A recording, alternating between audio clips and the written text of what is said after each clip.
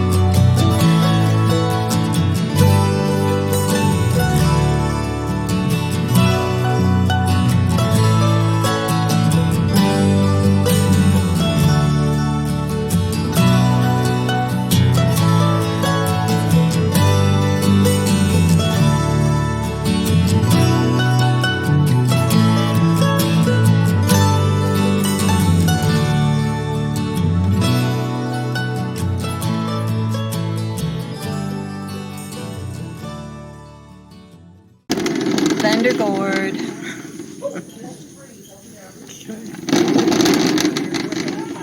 Psalm 29:3. The voice of the Lord is upon many waters. The glory of the Lord is in thunder.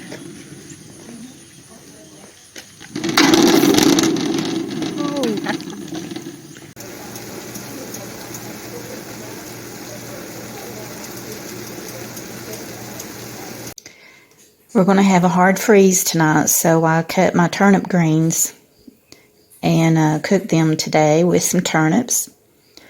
Also cut my romaine lettuce and washed it and put it in the fridge for salad later. And we're having mixed beans, and I've got onions and tomatoes on mine. So we're having a good supper. Amen to that.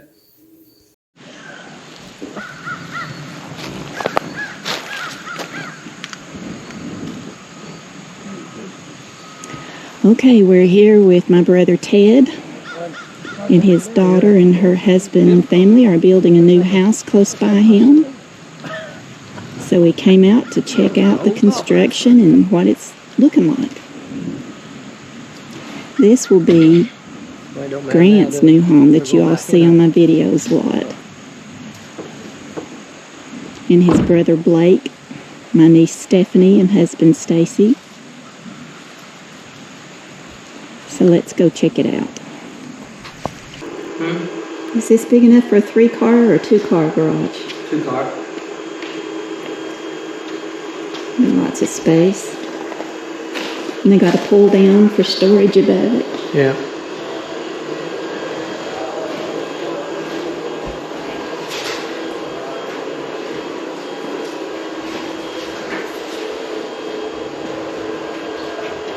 Good.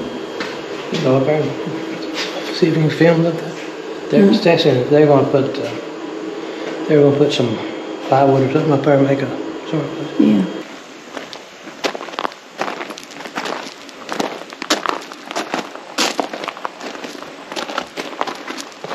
The property butts up to the golf course over here.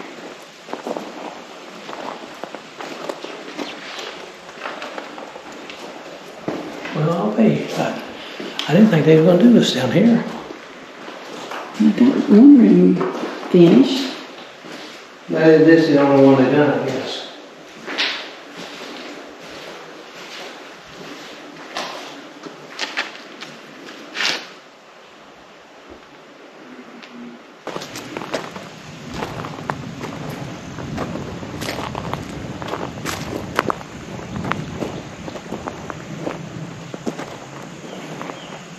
You just go down through here if you want to. Okay. That's going to be one big fire when they burn that pile. Well, it was that big a couple of weeks ago they burned it.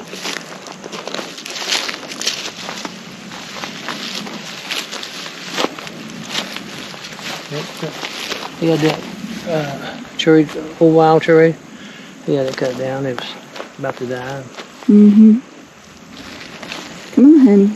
I'm looking. I've got a good access to it from up here. Well, we're just going to the car this way instead of going around the house. All right. See these things right here? Black's probably picked them all now. But that's one of the Tennessee flowers, the state flowers. Mm-hmm.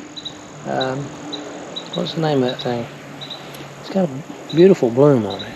I don't even know what the Tennessee state flower is. Do you, Joe? And it's got a seed pod. No, not really. Looks like it's probably either that or the deer have eat them all up.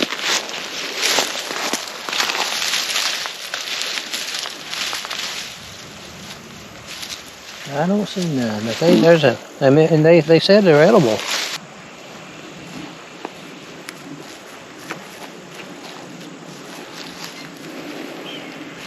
That's Bob. Oh, You stand on Ed.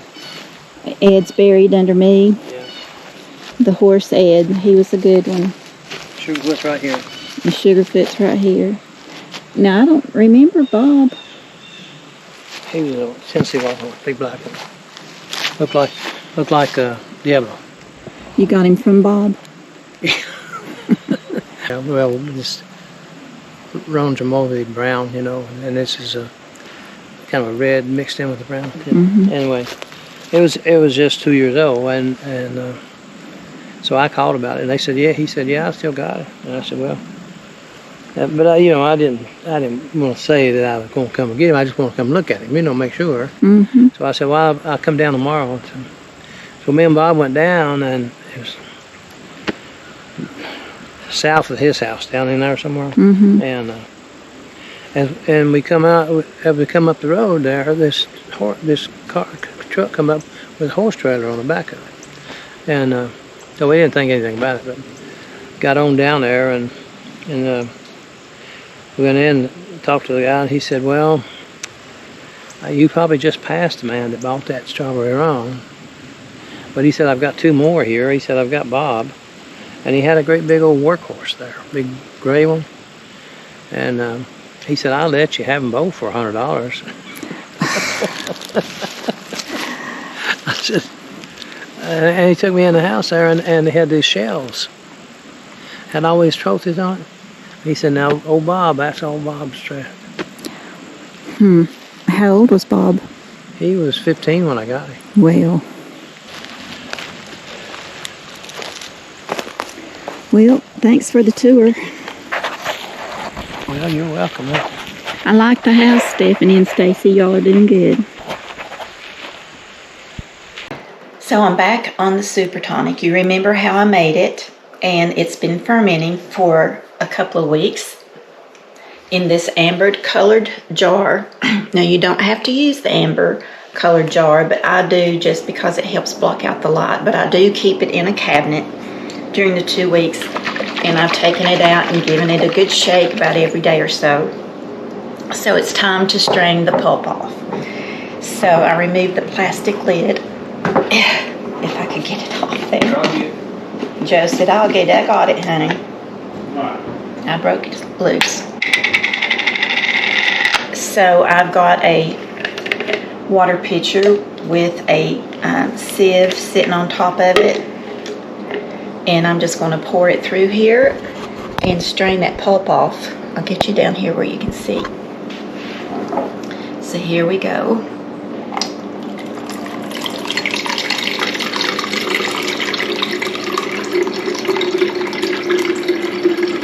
I switched to a bowl because the sieve was filling up so much here that it was running over the side.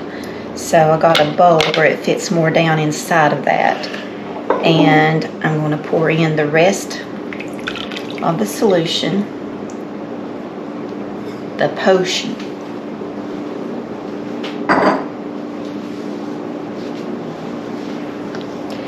And then I'm going to take this spatula and just press it to get the liquid all through that sieve.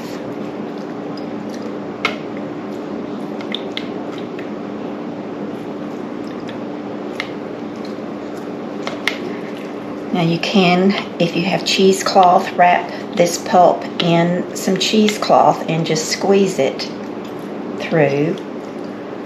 But I don't have any cheesecloth, and I'm afraid the paper towel would just tear apart, so I'm just pressing it down with this spatula through the sieve.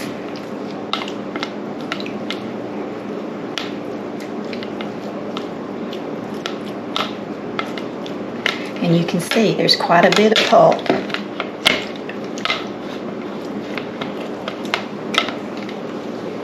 And can you see it's still dripping some, but that's pretty thick pulp.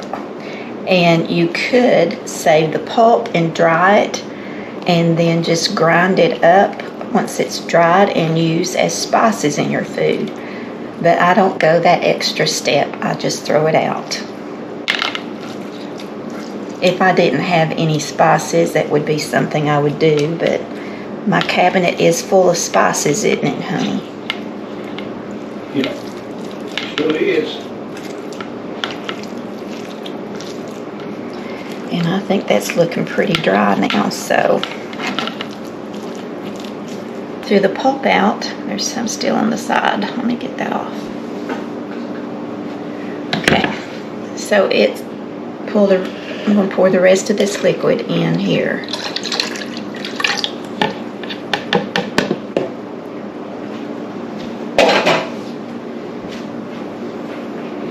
And then I'm going to store it in this quart canning jar with a plastic lid. And I'm going to strain it just one more time as I pour it through here.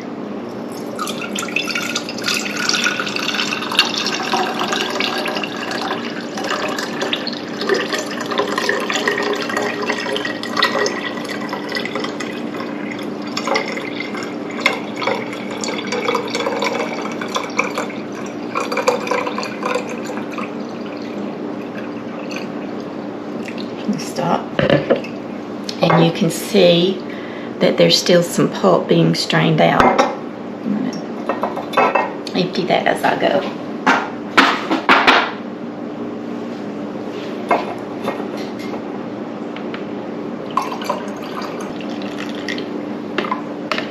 And I'll just use this jar first. And there's more pulp.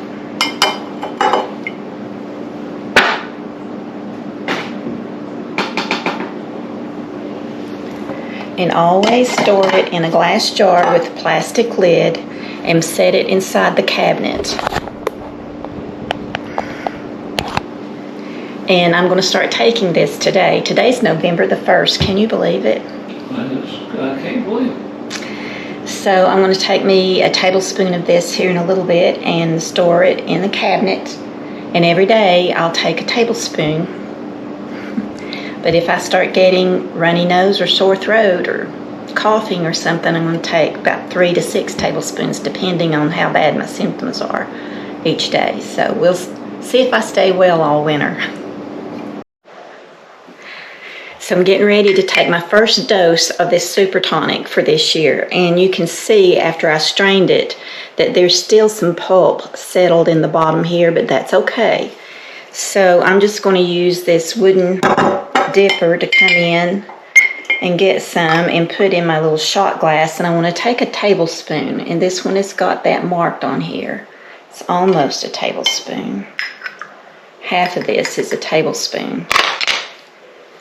So here I go, and cheers for good health.